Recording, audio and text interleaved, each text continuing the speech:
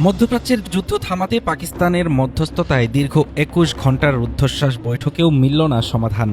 কোনো সমঝোতা ছাড়াই ইসলামাবাদ ছেড়েছেন মার্কিন ভাইস প্রেসিডেন্ট জেডি ভ্যান্স।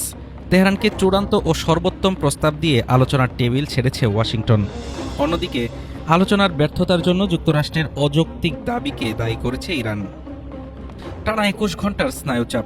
পাকিস্তানের ইসলামাবাদে মুখোমুখি হয়েছিল ৪ দশকের দুই বৈরী দেশ যুক্তরাষ্ট্র ও ইরান। লক্ষ্য ছিল মধ্যপ্রাচ্যের চলমান সংঘাতের ইতি টানা, কিন্তু শেষ পর্যন্ত কোনো সমঝোতা ছাড়াই শেষ হলো এই ঐতিহাসিক বৈঠক। পাকিস্তান ছাড়ার আগে জেডি ভ্যান্স জানান, আমরা এখানে একটি খুবই সহজ প্রস্তাব রেখে যাচ্ছি।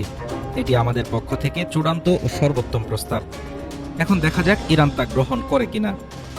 বৈঠক শেষে ওয়াশিংটনের কড়া বার্তার পরপরই পাকিস্তান ছাড়েন জেডি ভ্যান্স। অন্যদিকে ইরানের রাষ্ট্রীয় মাধ্যম IRIB এই ব্যর্থতার দায় পুরোপুরি চাপিয়েছে হোয়াইট হাউসের উপর। তাদের দাবি, ইরানি প্রতিনিধি দল জাতীয় স্বার্থ রক্ষায় সর্বোচ্চ চেষ্টা করলেও যুক্তরাষ্ট্রের অযৌক্তিক অনড় অবস্থানের কারণে আলোচনা ভেস্তে গেছে।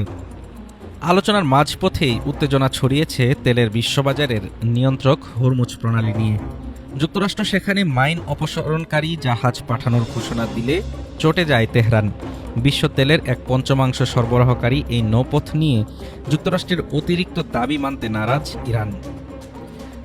সংকটের শুরু গত 28 ফেব্রুয়ারি। ইসরায়েল ও যুক্তরাষ্ট্রের হামলায় ইরানের সর্বোচ্চ নেতা আয়াতুল্লাহ আলী খামেনির মৃত্যুর পর পাল্টা আঘাত হানে তেহরান। মধ্যপ্রাচ্যের মার্কিন ঘাঁটি লক্ষ্য করে শুরু হয় মুহুর্মুহু হামলা। থমকে যায় বৈশ্বিক অর্থনীতি। যদিও মার্কিন প্রেসিডেন্ট ডোনাল্ড ট্রাম্পের সুর এখনও আক্রমণাত্মক। ট্রাম্প বলছেন, চুক্তি হোক বা না হোক এতে আমার কিছু যায় আসে না, কারণ আমরা ইতিমধ্যে জিতে গেছি। আমরা তাদের সামরিক অবকাঠামো ধ্বংস করেছি।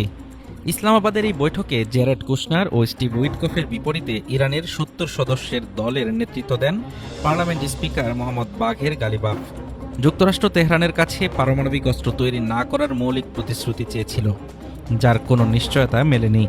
আপাতত 2 সপ্তাহের যুদ্ধবিরতি চললেও পরবর্তী পরিস্থিতি কোন দিকে মোড় নেয় এখন সেদিকেই তাকিয়ে বিশ্ব। হাফিজুর রহমান তুষার, ঢাকা টুডে।